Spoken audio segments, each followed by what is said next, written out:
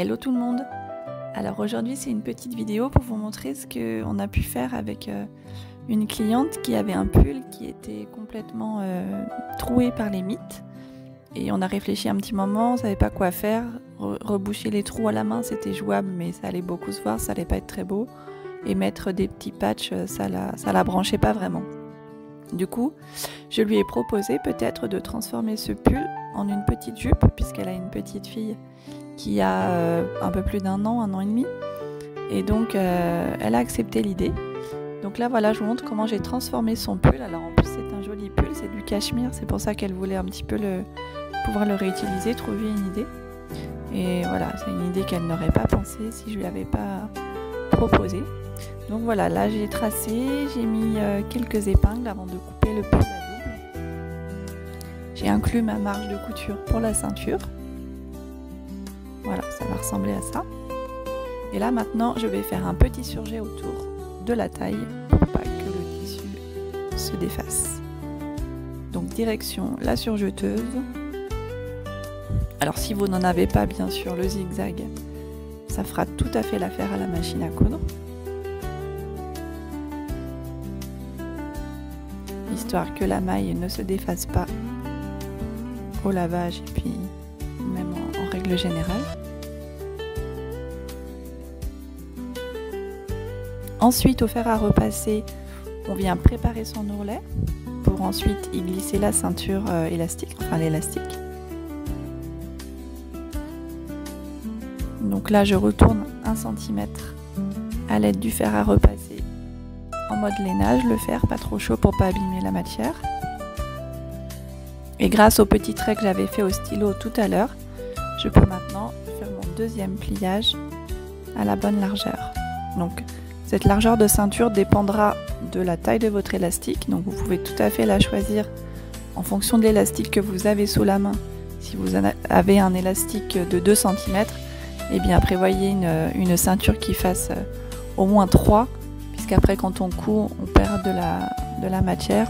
On coud par exemple à 5 mm du premier pli, donc il ne nous reste plus que 2,5, ce qui est tout à fait envisageable pour un élastique de 2 et qui est même parfait puisqu'on laisse quand même un petit peu de marge pour que l'élastique puisse passer. Donc maintenant on passe à la couture. Donc on coud proche du premier pli pour laisser tout l'espace à l'élastique après en largeur. On fait le tour de la ceinture.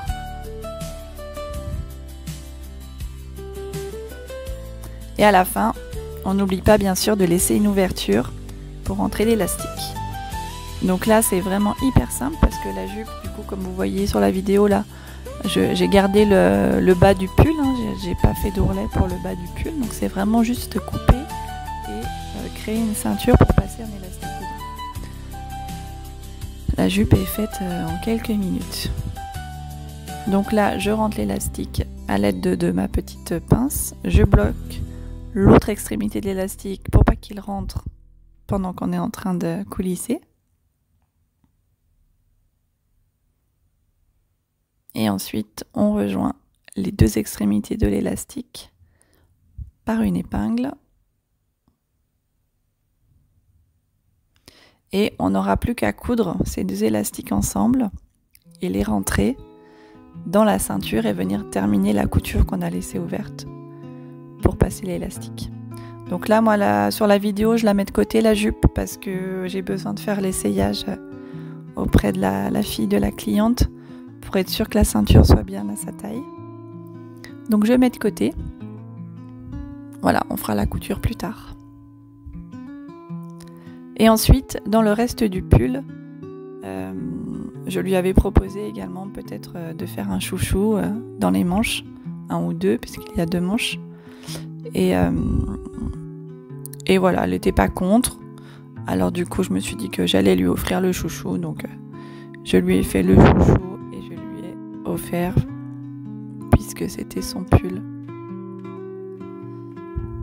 Et elle était ravie. Donc ici, je prends une règle qui fait équerre en même temps. J'essaye de me mettre à peu près droit fil par rapport à la manche. Et je viens tracer.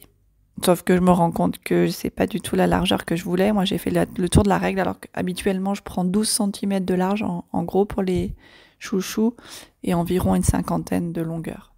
On n'est pas à quelques centimètres là pour les chouchous.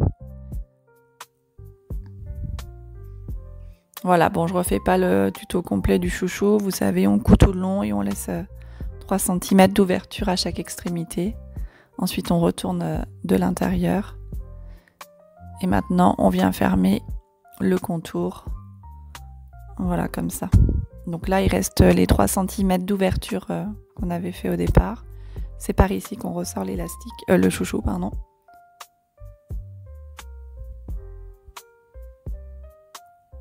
Ensuite, dans cette ouverture, on viendra passer son élastique. Donc moi, je coupe à peu près 20 cm d'un élastique de 7 mm de large. Je réutilise ma petite pince pour passer l'élastique.